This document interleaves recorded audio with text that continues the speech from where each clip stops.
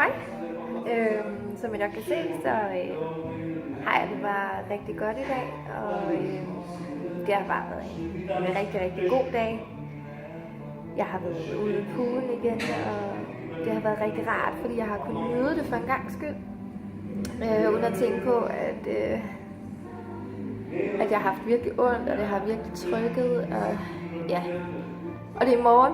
Det er i morgen, jeg skal skille af, og jeg glæder mig bare sindssygt meget. Altså, bare det der med, at jeg skal se min næse for første gang. Og jeg tager lige solbrillerne af. Det var genskær. Det bliver bare helt vildt. Jeg håber meget på, at jeg bliver tilfreds med resultatet. Jeg ved godt, at det selvfølgelig ikke er det endelige resultat, men jeg kan jo få en eller anden idé om, hvad det er. Og som I kan se, så er mine øjne begyndt at åbne sig igen. Og det er bare virkelig dejligt. Bare det der med, at jeg ikke vågnede i morges og tænkte, is. Og den her bule i panden, den er også faldet rigtig meget. Jeg har faktisk slet ikke haft brug for is i dag, og jeg har kun taget 2 af mine smertestillende. Og det har egentlig bare været for, at jeg har været bange for, at det skulle komme til at gå ondt. Også fordi jeg har haft virkelig mange problemer med mine tænder, fordi det har gjort så ondt.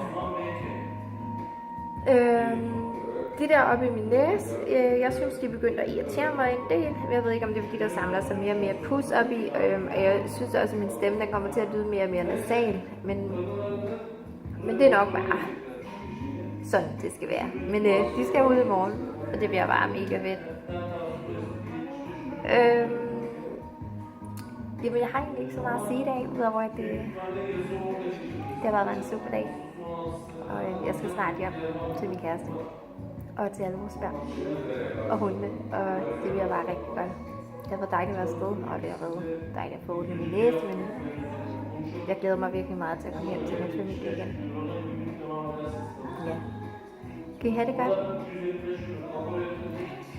Forresten, det kan være, at jeg får lov til at filme i morgen, at jeg får trukket det der ud af min næse. Jeg har tænkt mig at spørge dem i hvert fald, og så må vi se.